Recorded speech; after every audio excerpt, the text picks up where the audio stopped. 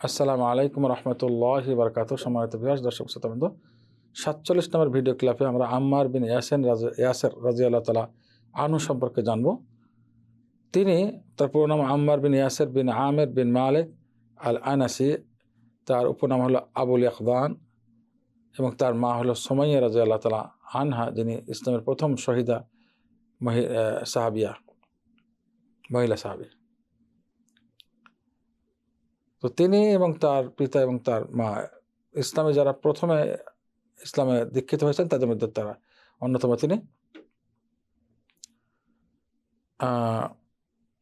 তিনি ছিলেন বনি মাখজুমের দাস এবং তিনি ছিলেন দুর্বলদের অন্তর্ভুক্ত, যারা আল্লাহ তাআলা আল মুস্তাদাফিন শব্দ ব্যবহার করেছেন, মিনার রিজাল ওয়ান নিসা, আল মুস্তাদাফিনা মিনার রিজাল ওয়ান নিসা, যারা নাকি দুর্বল পুরুষ নারীদের মধ্যে, তারা হিজরত না করলেও তাদেরকে আল্লাহ ব্যতিক্রম করেছেন। হিজরত তাদের জন্য ফরজ ছিল না, যে তারা দুর্বল ছিল। তো ওই দুর্বলদের মধ্যে তিনিও ছিলেন এবং আর্থিকভাবেও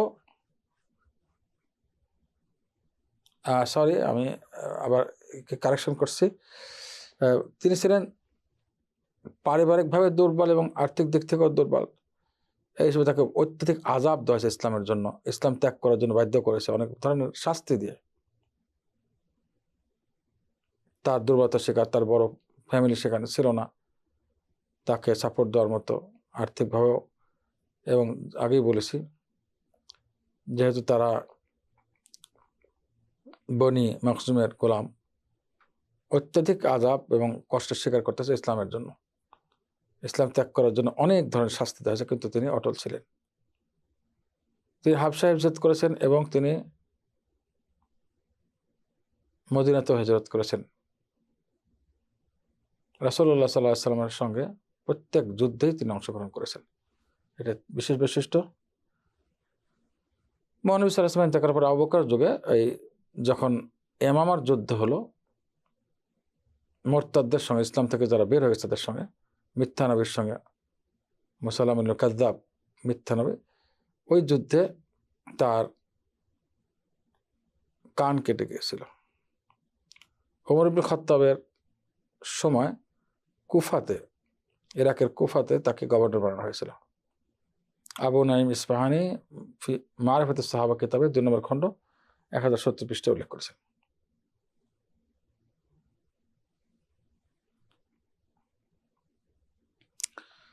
30 বছর অর্ধে গিয়ে তিনি ইসলাম গ্রহণ করেছেন। তাকে অত্যধিক আযাব দেওয়া হয়েছে আল্লাহর রাস্তায় অটল থাকার জন্য। আহলে ইলমের অনেকেই এই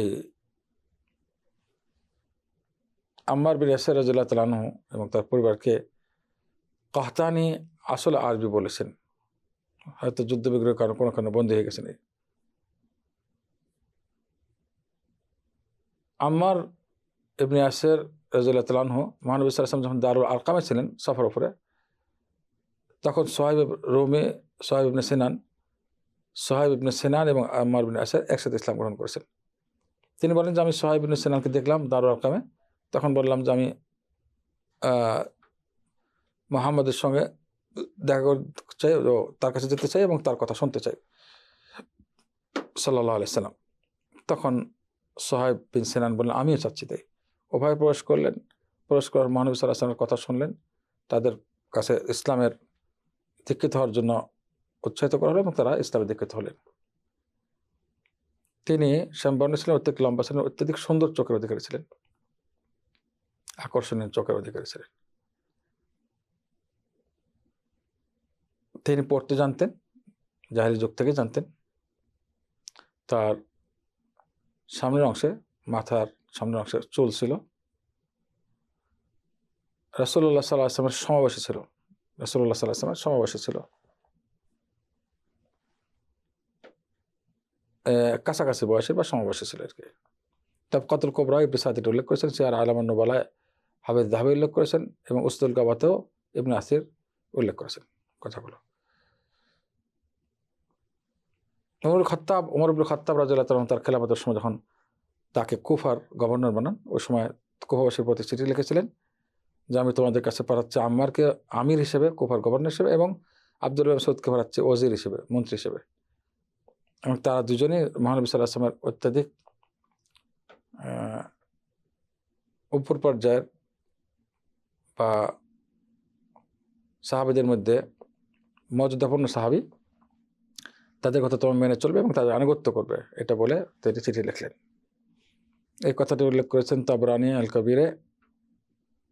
তারপরে এবং বলেছেন যে এর বর্ণনাকারীরা সব সহি বর্ণনাকারীদের, সহি মুসলিম, সহি বুখারীর বর্ণনাকারী, একমাত্র হারিসা ছাড়া তিনি সেকা, তিনিও গ্রহণযোগ্য রাবী। সুতরাং গ্রহণযোগ্যতাটা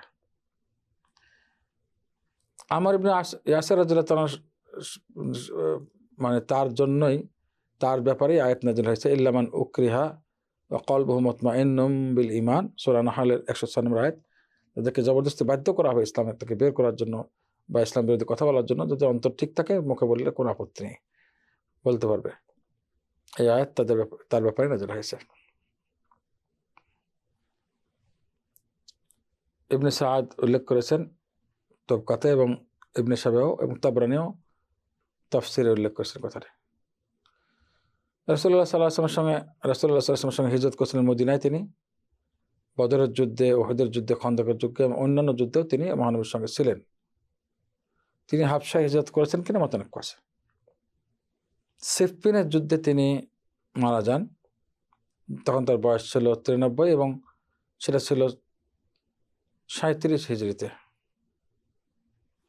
জান্নাতের সুসংবাদ এসেছে অনেকগুলো ব্যাপারে, বিশেষ করে যখন তাদেরকে আযাব দেওয়া হচ্ছিল, কঠিন আযাব, ইসলাম ত্যাগ করার জন্য কাফেররা। এই হাদিস শেখ আলবুল হাসান বলেছেন, হাসানুন সহিহ বলেছেন, ফিকহুস সিরা 102 নম্বর পেজে, সাবরান আল ইয়াসির, সাবরান আলা ইয়াসির ফাইন্না মাউইদাকুম আল জান্নাহ।